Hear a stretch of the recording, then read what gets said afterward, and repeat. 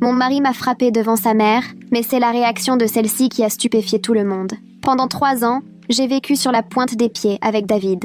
Au début, les gifles sont arrivées progressivement. Une claque rapide si le dîner n'était pas à son goût, une bousculade quand je m'opposais à lui. Toujours à l'abri des regards, suivi d'un flot d'excuses et de promesses vides. Sa mère était venue passer le week-end, me poussant à jouer l'épouse irréprochable. Margaret Morrison incarnait tout ce que je n'étais pas. Élégance, éducation, héritière d'une dynastie enracinée depuis la fondation de notre petite ville du Sud. Dès notre première rencontre, elle avait laissé entendre, sans jamais le dire franchement, que j'étais indigne de son fils. Moi, je venais du quartier qu'on préfère éviter, la fille qui avait, pensait-elle, piégé son fils avec une grossesse accidentelle, bébé que nous avions perdu 3 mois après notre mariage. Avec Margaret, il n'y avait pas besoin de mots tranchants.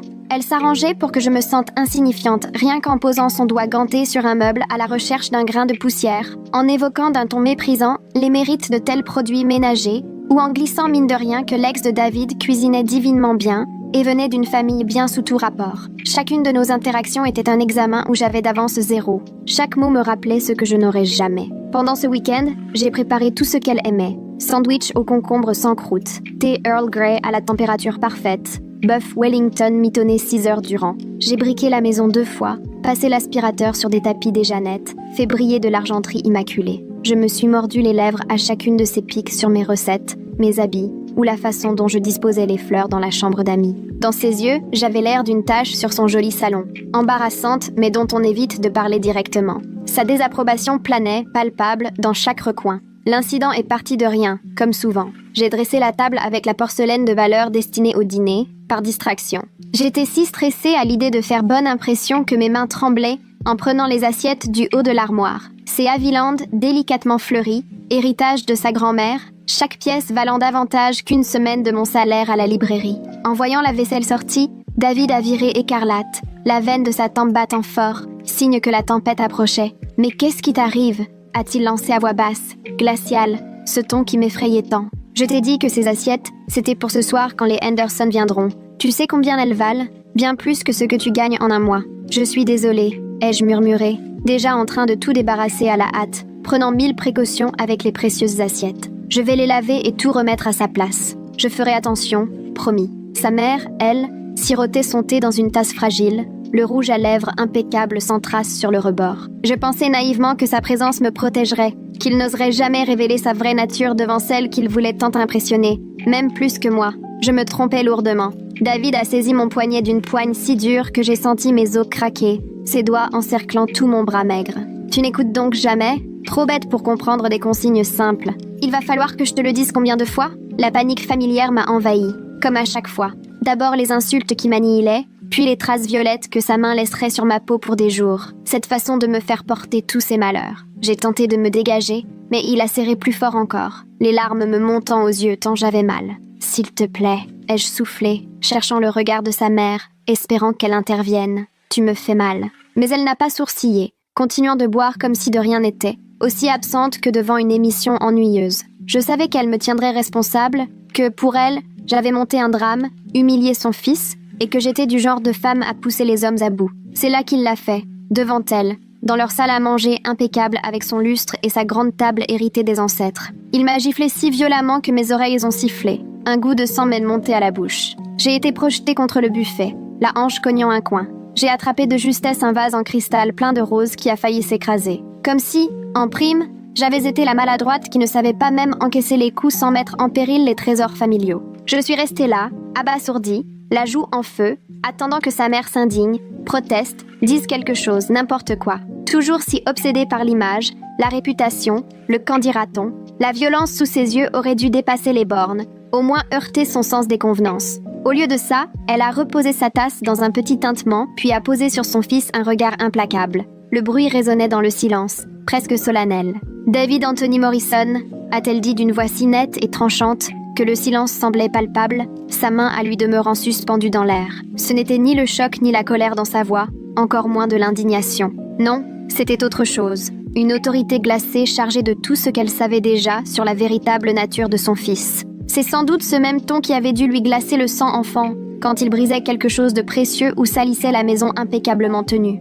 Cette voix qui annonçait l'orage, la tempête des conséquences invisibles mais inévitables à l'horizon. Il a bafouillé, en cherchant désespérément ses mots, mais elle a simplement levé un doigt, impeccablement manucuré. Un simple geste, mais qui imposait instantanément le silence, comme si elle réclamait l'attention d'un orchestre entier. « Je t'ai posé une question », a-t-elle repris, parfaitement maître d'elle-même, son ton glacial et sans faille. « Qu'est-ce que tu viens de faire à ta femme ?» Le visage de David est passé du blanc au rouge, puis à nouveau au blanc, comme si on jouait avec les réglages d'une vieille télé. Je le voyais s'empêtrer dans sa recherche d'excuses, essayer d'atténuer la gravité de ce qui venait d'arriver, de tourner la situation à mon désavantage, comme il l'avait toujours fait. Il voulait convaincre sa mère que je l'avais mérité, que n'importe quel homme raisonnable aurait réagi de la même façon. Elle a été irrespectueuse, a-t-il soufflé, la voix tremblotante, presque celle d'un adolescent pris en faute. Elle doit apprendre à faire attention. Tu sais comme elle est maladroite avec les objets fragiles. Elle agit sans réfléchir, et il y a toujours de la casse, des erreurs. Sa mère s'est levée lentement, sa chaise grinçant sur le parquet dans un bruit sec qui a retenti comme un coup de feu dans une église. Elle n'était pas grande, pas plus d'1,70 m en talons, et pourtant, à cet instant précis, elle emplissait la pièce de toute sa présence. Son visage n'exprimait pas la colère, ni l'indignation, juste quelque chose de bien plus froid, tranchant, calculateur, presque prédateur. David recula d'un pas comme un animal acculé, jusqu'à se retrouver contre le mur. « Assieds-toi », lui lança-t-elle. Il obéit aussitôt, s'effondrant sur sa chaise comme un gamin puni. Il ouvrit la bouche, referma, cherchait l'air, muet comme un poisson hors de l'eau. Margaret avança vers moi, le pas assuré, ses talons claquant avec une autorité militaire. Un instant, j'ai cru qu'elle allait, elle aussi, lever la main sur moi, parachever l'humiliation infligée par son fils. Peut-être me dire que j'avais cherché ce qui venait de m'arriver, que c'était bien fait pour moi, à cause de ma maladresse, de mon manque de respect. Mais au lieu de cela, elle a posé doucement sa main parfaitement soignée sous mon menton et a relevé mon visage vers la lumière venant de la baie vitrée. Son geste, inattendu, presque tendre, m'a surprise. Elle m'examinait comme on regarde quelque chose de précieux, abîmé, mais que l'on pourrait encore sauver. La marque rouge sur ma joue virait déjà au bleu, et ce bleu-là ne s'effacerait pas de sitôt. Ma lèvre était fendue, mes dents ayant entaillé l'intérieur de la bouche. Je sentais le goût métallique du sang, la pulsation sourde dans la blessure. « Depuis combien de temps ?» demanda-t-elle calmement, sans me quitter des yeux. « Je ne comprends pas », murmurai-je, déstabilisée par cette douceur inattendue, par cette attention qu'elle semblait tout à coup me porter. « Depuis combien de temps mon fils te fait ça ?» La question est restée suspendue dans l'air, pesante, suffocante, comme la fumée d'un feu sur le point de dévorer la maison. Je sentais le regard de David de l'autre côté de la pièce, muet, mais lourd de menaces, prêt à s'abattre si, par malheur, j'osais dire la vérité. Cette peur, je la connaissais trop bien. Elle m'a glacée, m'a terrorisée, m'a clouée au silence durant 3 ans, m'a enchaînée dans un mariage qui étouffait peu à peu toute joie de vivre. Non, pas du tout. Ce n'est pas ce que tu crois.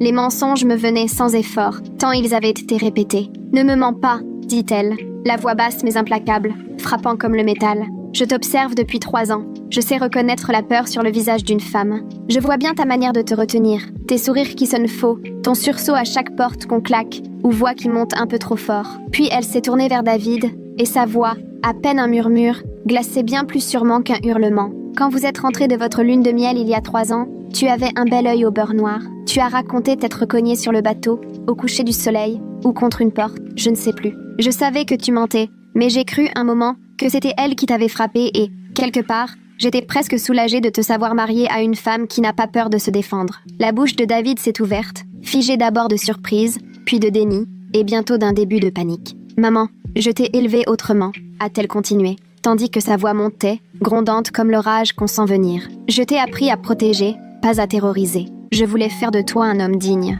pas un lâche qui abuse de sa force contre plus faible que lui. Ton père n'a jamais été parfait, loin de là, mais il n'a jamais levé la main sur moi ni sur vous, même dans ses colères. Il avait ses torts, Dieu sait s'il en avait, mais il n'était pas lâche. Nous savions tous que ce n'était qu'une demi-vérité, mais elle semblait avoir décidé de se raconter une autre histoire ou, peut-être, de ne pas considérer la violence psychologique comme une vraie violence. Je repensais à ces conversations volées avec la sœur de David, aux trous dans les murs après ses crises, aux manches longues en plein été, au maquillage trop appuyé après certaines disputes. Margaret s'approcha alors de son sac, une pièce de luxe sûrement hors de prix, en sortit son téléphone, dernier modèle évidemment, avec une coque assortie à sa tenue, tout aussi luxueuse. « Qu'est-ce que tu fais ?» demanda David, et pour la première fois, sa voix trahissait la panique. « Il était livide. Une veine battait sous la peau de ses tempes. J'appelle ta sœur Catherine, puis la police. Un silence de plomb est tombé sur la pièce, seulement troublé par le tic-tac de l'horloge dans un coin et les battements de mon cœur qui, j'en étais persuadée, devaient résonner jusqu'à l'extérieur. Même les oiseaux dehors s'étaient tus. David se leva si brusquement que la chaise bascula et s'écrasa au sol dans un vacarme sec, presque osseux. « Tu n'as pas le droit de faire ça !» lança-t-il, la voix brisée, montant dans les aigus comme un adolescent. « Ce qui se passe entre ma femme et moi ne regarde que nous. Tu n'as rien à voir avec notre mariage. Tu ne peux pas t'en mêler. » Margaret lui jeta alors ce regard de profond dédain qu'on réserve d'ordinaire à ce qu'on découvre accroché sous ses semelles après avoir traversé un quartier malfamé. « Ne t'y trompe pas. Quand tu dépasses les bornes, tout ce que tu fais me concerne, » répliqua-t-elle froidement. « Ça fait 30 ans que je me bats pour la réputation de notre famille ici, que je trempe dans des associations caritatives, que j'organise des collectes de fonds, que je joue les piliers de la communauté. Tu crois vraiment que je vais te regarder tout détruire en frappant ta femme comme le dernier des vauriens ? C'est là que j'ai compris qu'elle ne prenait pas ma défense par bonté d'âme ni par indignation morale, encore moins par altruisme. Ce qu'elle protégeait avant tout, c'était le nom de la famille. Cette façade de respectabilité soigneusement polie qui collait au Morrison dans cette petite ville du Sud, où chacun vit sous le regard des autres, et où la réputation fait loi. Mais ses motivations, à vrai dire, m'importaient un peu pour une fois. Ce qui comptait, c'est qu'enfin, après 3 ans, quelqu'un se dressait entre David et moi. Qu'importe la raison, du moment qu'elle ne cédait pas. David chercha alors une autre tactique, adoptant ce ton faux calme qu'il utilisait pour retourner la situation à son avantage, comme pour convaincre les autres qu'il avait raison. C'est exactement cette voie dont il s'était servi tant de fois pour me persuader que tout était de ma faute, que j'avais provoqué sa colère par mon manque d'attention ou ma prétendue bêtise. « Maman, tu ne sais pas tout », tenta-t-il, les mains ouvertes dans un geste d'innocence feinte. C'est elle qui me pousse à bout. Elle sait parfaitement ce qu'elle doit faire ou dire pour me faire sortir de mes gonds. Elle me cherche, elle provoque exprès, tout est calculé pour obtenir une réaction. C'est pas aussi simple que ça, elle est loin d'être innocente. Margaret leva alors la main, comme pour barrer la route, sa bague étincelant sous le lustre. « Je l'ai déjà entendue, celle-là », répliqua-t-elle d'un ton sec absolument insensible. « Ton père m'a servi le même baratin quand il éclatait son poing dans le mur de la cuisine.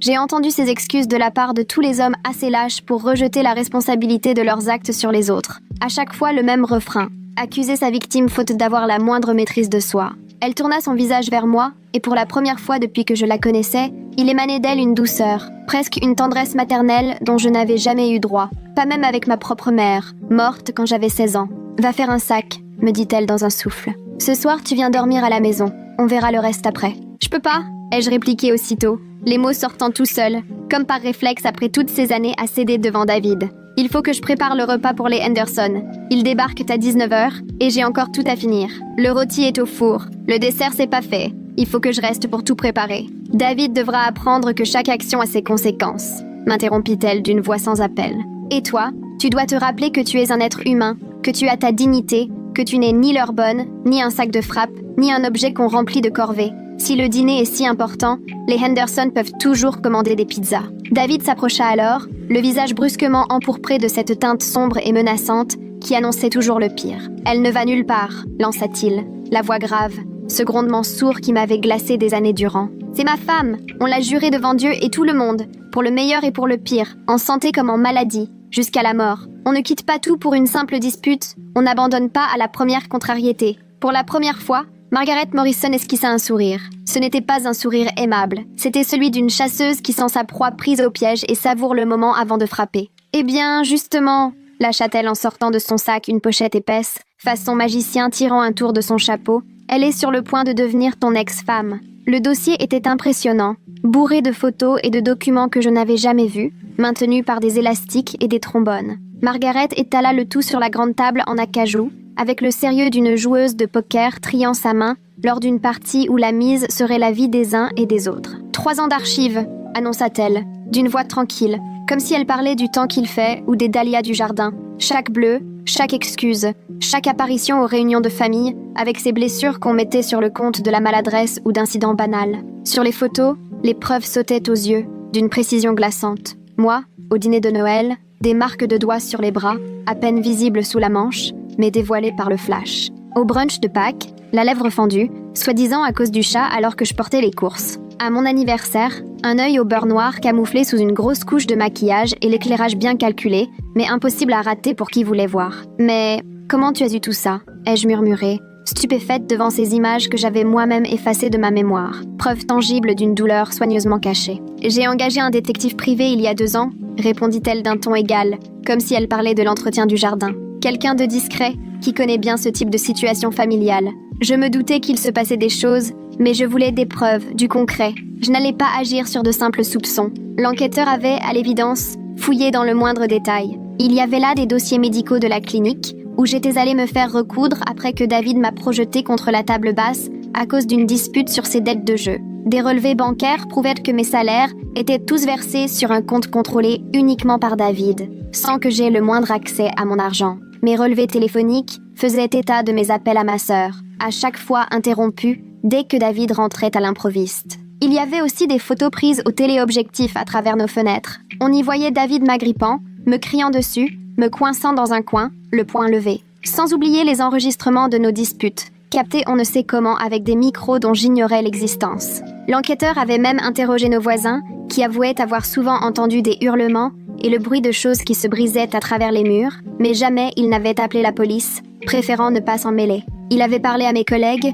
qui avaient tous confirmé que je venais régulièrement travailler avec des blessures inexplicables et l'air d'une femme terrorisée par son mari. Paniqué, David essaya d'attraper les photos, mais malgré son âge et son élégance, Margaret fut bien plus vive. D'un geste assuré, elle ramassa le dossier, le serra contre elle comme un rempart. « Tu es pitoyable !» lança-t-elle à son fils. Et de toute ma vie, je n'avais entendu pareille froideur dans la voix de quelqu'un. Une pauvre excuse d'homme, incapable d'affronter ses propres démons. Alors il s'en prend aux femmes pour se croire puissant. Tu es pire que ton père. Lui au moins pouvait blâmer son enfance misérable en pleine crise. Mais toi, on t'a tout donné. Éducation, sécurité, confort, et regarde ce que tu en fais. À cet instant, David perdit tout contrôle. Le masque de bonne éducation qu'il avait toujours arboré devant sa mère se fissura d'un coup, s'effondra comme un enduit trop vieux. Il fondit sur elle, porté par la même fureur que celle à laquelle j'avais si souvent goûté, prêt à lever la main sur la femme qu'il avait mise au monde, élevée, aimée envers et contre tout. Mais Margaret Morrison n'était pas du genre à avoir survécu 40 ans auprès d'un mari difficile et élevé 3 enfants sans apprendre à se défendre. Elle s'écarta, souple malgré ses 60 ans passés, et leva vivement le genou au bon endroit. David s'effondra, s'appuyant au sol, haletant, étalé sur le parquet, le visage livide, les gémissements d'un animal blessé. Replié sur lui-même en position fétale, il tentait de retrouver son souffle sur le tapis hors de prix, celui que sa grand-mère avait rapporté de Perse. Sereine, Margaret rajusta sa veste, lissa sa jupe, reprit son téléphone et, passant au-dessus de son fils qui se tordait de douleur à ses pieds, comme s'il n'était qu'une gêne sur son passage, déclara « Cette fois, la police, je vais vraiment l'appeler. » Ensuite, tout s'est enchaîné dans une sorte de brouillard, comme si cette procession d'uniformes et de gyrophares n'avait rien à faire dans cette rue paisible où jamais rien de si grave n'arrivait. Les sirènes coupèrent le calme des allées bordées de pelouses parfaites et de maisons tirées à 4 épingles. On nous a demandé de témoigner séparément. Les assistantes sociales prenaient des notes, tandis que les policiers posèrent des questions auxquelles je n'aurais jamais imaginé devoir répondre. L'inspectrice Rodriguez, une femme douce au visage marqué par l'expérience, allait droit à l'essentiel sans brutalité. Avait-il souvent levé la main sur moi? M'avait-il menacé de mort? Avais-je déjà craint pour ma vie? M'imposait-il un contrôle sur mon argent ou mes relations? Surveillait-il mes communications? M'isolait-il délibérément? Mes réponses dessinaient le portrait d'une violence invisible, que personne, à part Margaret et son détective, ne soupçonnait. Oui, il surveillait tout l'argent. Oui, il avait tout fait pour que je coupe les ponts avec mes amis. Oui, il fouillait sans cesse dans mon téléphone ou mes messages. Et oui, il m'était déjà arrivé de croire qu'il pourrait me tuer lors de ces crises. Durant tout l'interrogatoire, Margaret ne desserra pas ma main, même si ses yeux se plissèrent à peine lorsque l'inspectrice évoqua le rapport médical sur les violences conjugales. Sa présence, calme et déterminée, m'aidait à tenir debout alors que tout vacillait. David a été arrêté, menotté, sous le regard des voisins, dont certains étaient déjà regroupés sur leur pelouse bien taillée, assistant à la chute du grand David Morrison, autrefois le prodige du country club et l'étoile montante du cabinet de son père. Et là, réduit à hurler des insultes depuis l'arrière d'une voiture de police, le regard de glace de sa mère planté dans le sien. Plus tard, alors que nous étions toutes les deux assises dans le salon impeccable de Margaret, rempli de meubles crème et de bouquets soigneusement disposés, je n'ai pas pu m'empêcher de poser la question qui me rongeait depuis le début. Pourquoi maintenant? Si vous saviez, si vous avez pris des notes pendant 2 ans, pourquoi ne jamais être intervenu plus tôt? Margaret est restée silencieuse longuement, le regard perdu vers son jardin, où pas une fleur ne dépassait des plates-bandes. Puis, elle a ouvert une vieille boîte à bijoux et en a sorti une photo, Une jeune femme aux longs cheveux sombres, dont le sourire sincère rayonnait d'un bonheur éclatant. Elle portait une robe de mariée toute de dentelle et de perles, datant d'au moins 40 ans, pleine des espoirs d'une vie parfaite avec l'homme qu'elle aimait. « C'est ma sœur Rebecca », a murmuré Margaret d'une voix fragilisée, plus humaine que je ne l'avais jamais entendue. Elle est morte à 26 ans. Son mari l'a tuée dans leur garage à coups de démonte-pneus, pendant que leurs enfants dormaient à l'étage, sans rien savoir. Je fixais la photo, incapable de respirer, la gorge serrée. J'ignorais que David avait eu une tante et n'avait jamais rien entendu d'autre que les histoires officielles des réussites familiales que Margaret récite d'habitude lors des dîners. J'aurais dû être sa demoiselle d'honneur, continua-t-elle en caressant la photo avec tendresse.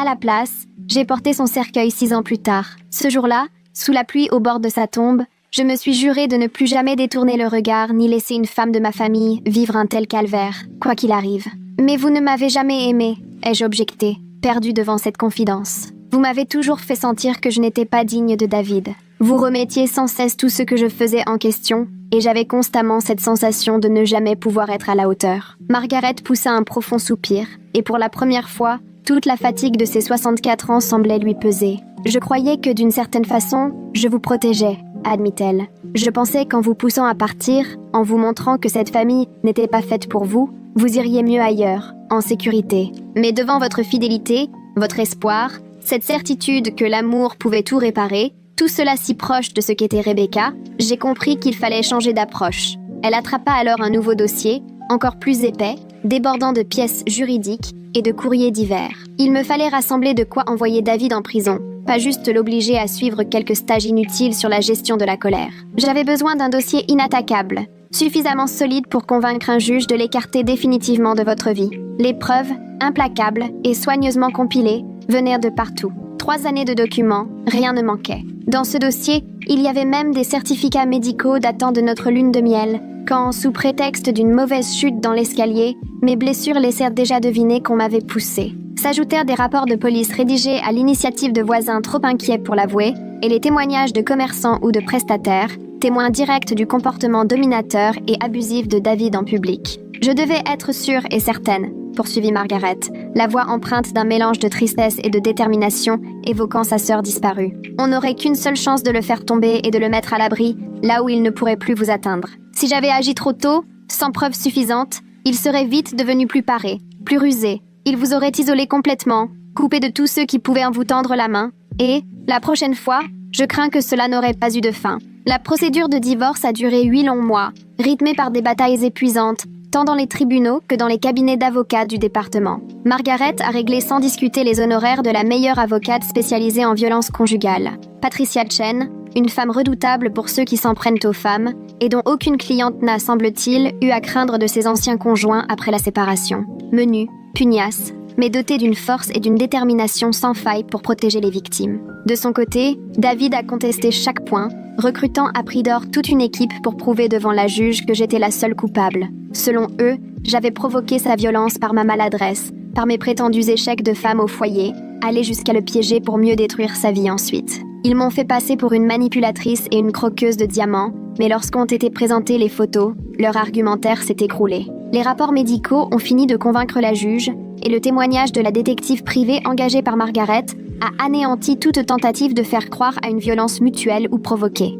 Les enregistrements audio dévoilaient sans détour la vraie nature de David, d'une façon qu'aucune stratégie de défense n'aurait pu dissimuler. Un jour d'audience, particulièrement éprouvant, Patricia a diffusé un enregistrement où l'on entendait David me menacer de mort si j'osais le quitter, promettant de me traquer et de me faire payer l'humiliation qu'il disait avoir subie. Le visage de la juge s'est fermé, elle a blêmi, et j'ai vu ses poings se serrer sur le bureau. David a écopé de 5 ans ferme pour violences conjugales aggravées, avec possibilité de libération au bout de 3 ans, à condition d'un suivi thérapeutique et psychologique sérieux. La juge a été très claire. À la moindre rechute, la sanction serait irrévocable. J'ai obtenu la maison, une pension suffisante pour me relever et une ordonnance de protection valable à vie. Entre Margaret et moi, il n'y a jamais vraiment eu d'amitié, mais une relation tissée de respect et d'épreuves partagées a fini par se créer. Elle m'a offert un poste dans sa fondation, afin d'accompagner à mon tour d'autres femmes dans leur reconstruction, après des épreuves semblables aux miennes. En retour, je l'aidais à apaiser la culpabilité qui la rongeait depuis la mort de sa sœur,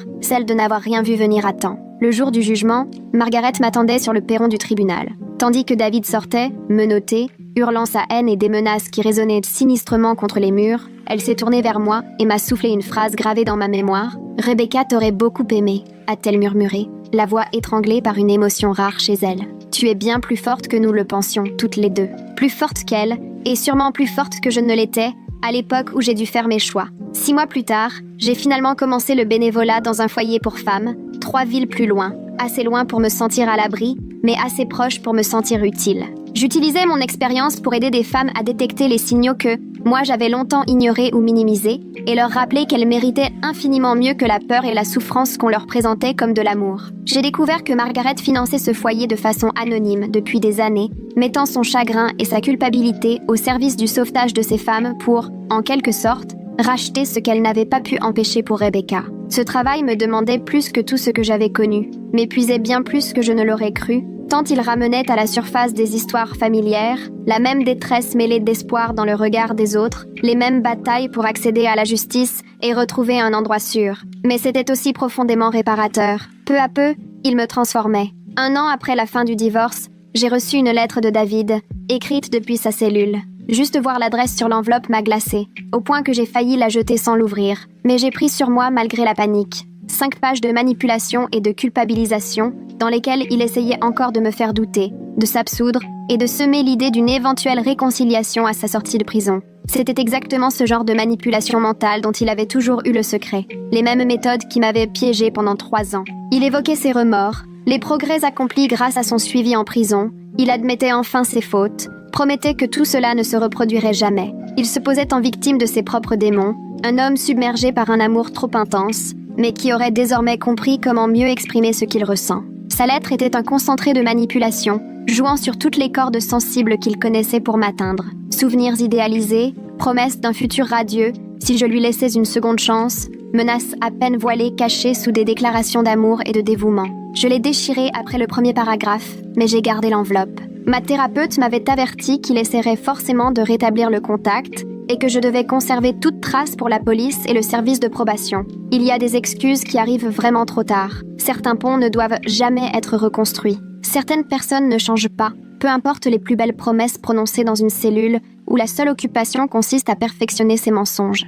2 ans plus tard, j'ai croisé la route de Daniel, alors que je faisais encore du bénévolat au foyer. Il travaillait auprès d'auteurs de violences conjugales, animant des programmes de prévention recommandés par la justice pour tenter d'enrayer le cycle avant qu'il ne fasse d'autres victimes. Il comprenait d'instinct ce qu'implique se reconstruire après un traumatisme, bien mieux que la plupart des gens, et il ne m'a jamais fait sentir ni abîmée, ni brisée, ni coupable de ce que j'avais vécu. Avec une infinie patience, il supportait mes réveils en sursaut, mes cauchemars, ma tendance à sursauter au moindre mouvement brusque, ou à vérifier plusieurs fois chaque soir si les portes étaient bien verrouillées. Il comprenait pourquoi j'avais besoin de temps et d'espace pour guérir, et il m'a toujours montré qu'il attendrait aussi longtemps qu'il le faudrait avant que je lui accorde ma confiance. Jamais il n'a haussé le ton, jamais il ne m'a attrapé pour attirer mon attention, jamais il ne m'a obligé à marcher sur des œufs de peur de ses réactions. Quand une crise d'angoisse prenait le dessus à cause d'un bruit inattendu ou d'un geste qui me surprenait, il restait juste là, à mes côtés, jusqu'à ce que j'aille mieux, sans jamais me faire sentir anormale ou difficile à vivre.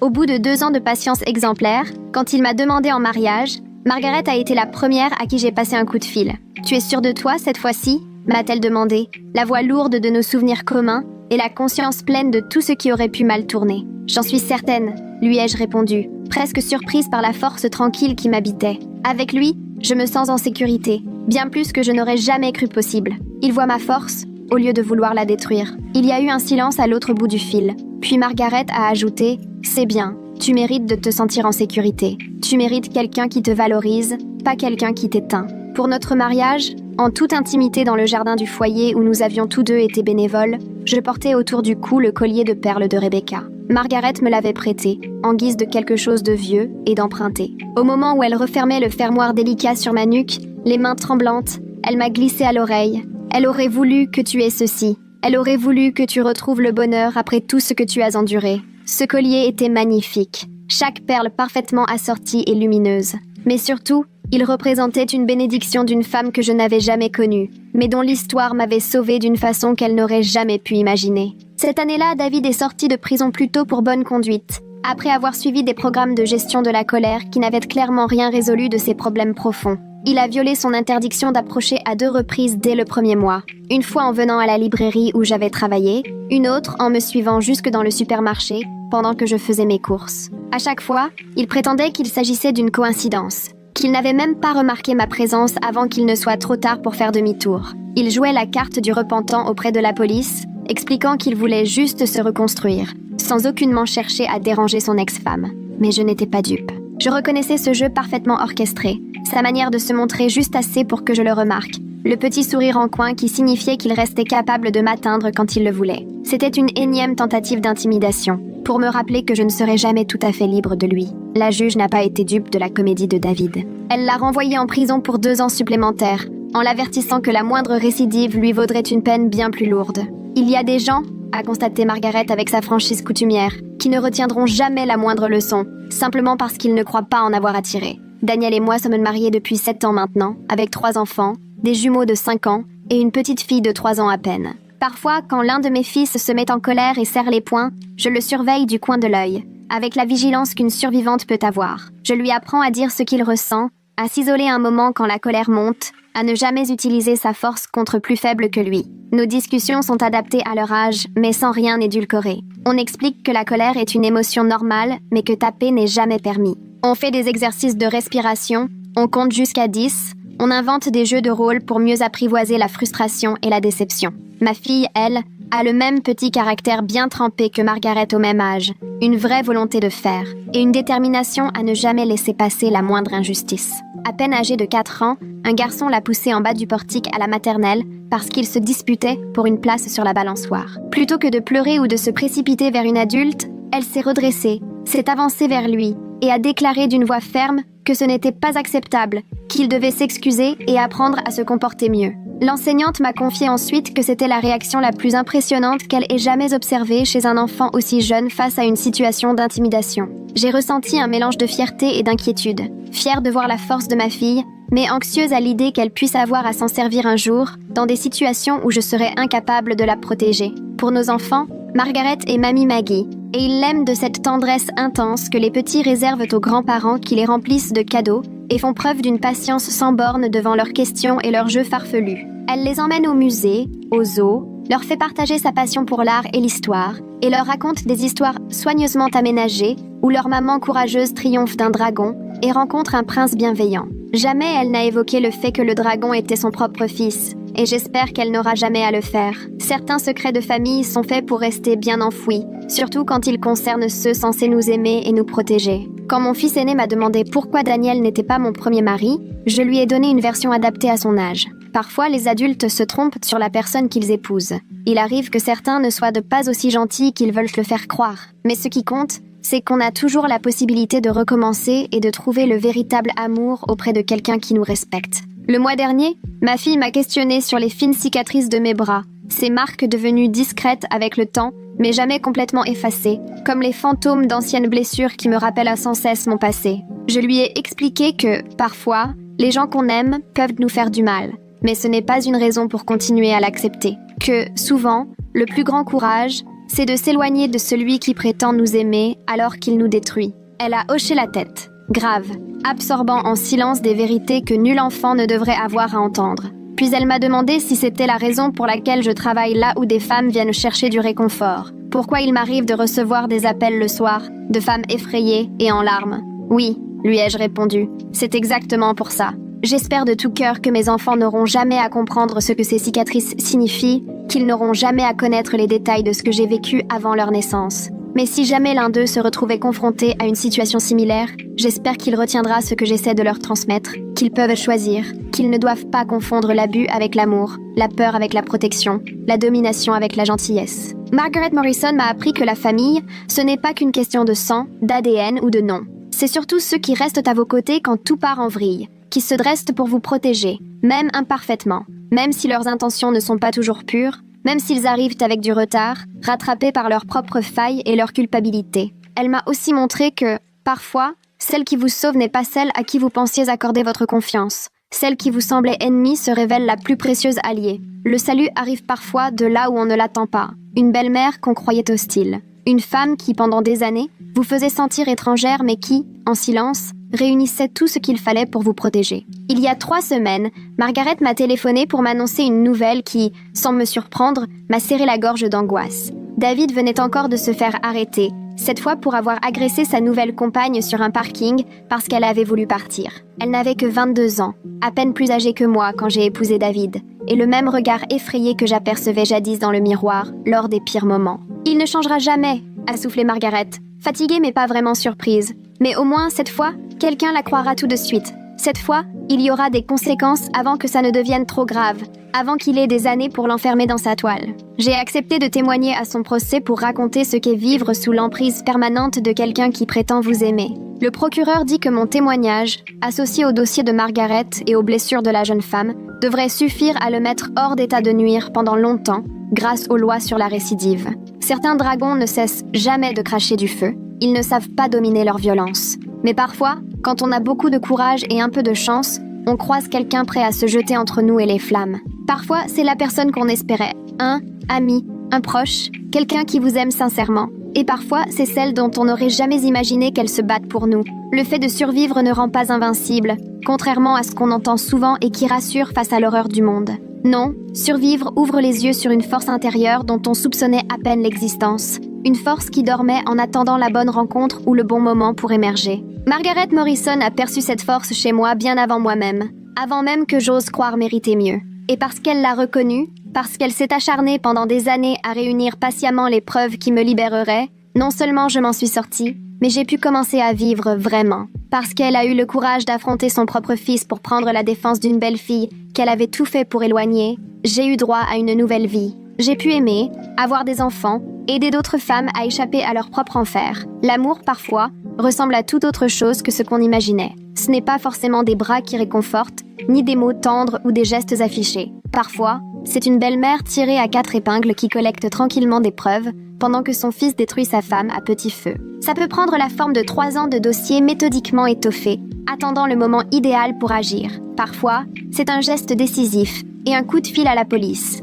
Il arrive que le plus étonnant ne soit pas la violence en elle-même, mais bien la personne capable de s'y opposer, prête à bouleverser sa propre vie et à mettre en péril ses liens familiaux pour protéger quelqu'un qu'elle connaît à peine, mais qu'elle estime digne d'être défendu. Margaret Morrison m'a révélé que l'héroïsme n'a pas toujours fière allure, qu'il passe parfois inaperçu, et que ceux qui nous tendent la main sont souvent les seuls à deviner combien nous en avons besoin, parce qu'ils ont eux-mêmes traversé l'épreuve, parce qu'ils portent en eux la douleur d'une perte qu'ils ne veulent plus jamais revivre. Aujourd'hui, à 32 ans, je suis mariée à un homme qui ne m'a jamais effrayée une seule fois, et nous élevons 3 enfants, auxquels j'enseigne chaque jour qu'ils méritent respect et gentillesse. Je préside une association qui soutient les victimes de violences conjugales dans leur recherche d'un toit et dans leur parcours juridique, financée grâce à la générosité sans faille de Margaret et aux subventions que j'ai appris à décrocher et à défendre. Il m'arrive de repenser à la femme que j'étais, recroquevillée dans une salle à manger immaculée, terrorisée à l'idée du prochain coup, et j'ai parfois du mal à croire à ce chemin parcouru. Cette transformation me paraît presque étrangère, comme si elle était arrivée à une autre, dans un roman lu jadis. Mais il me suffit de frôler les discrètes cicatrices sur mes bras, de voir les perles de Rebecca dans ma boîte à bijoux, ou de surprendre Margaret enseignant à ma fille à se tenir droit et à parler sans trembler, pour me rappeler que tout cela fait bel et bien partie de ma vie. La souffrance était bien là, mais le salut aussi. La peur était réelle, mais la force de partir l'était tout autant, le jour où quelqu'un m'a enfin montré que c'était possible. On n'a pas tous la chance de croiser une Margaret Morrison sur sa route, ni de connaître quelqu'un capable de consacrer des années à bâtir patiemment un dossier irréprochable contre son propre enfant. Pourtant, chacun devrait y avoir droit, et c'est précisément pour cela que je me base aujourd'hui. Parce que parfois, il ne suffit que d'une personne pour croire en vous, d'une personne qui ose s'élever et dire « ça suffit », d'une personne qui décèle votre valeur au moment même où vous l'avez oubliée. Parfois, cette personne surgit là où l'on ne l'attend pas, quand on n'a plus aucun espoir d'être secouru. Parfois, le salut, c'est une gifle éclatante, remarquée par la seule qui refusera de détourner le regard. Et parfois, lorsqu'on a vraiment de la chance, ce moment-là suffit à tout bouleverser.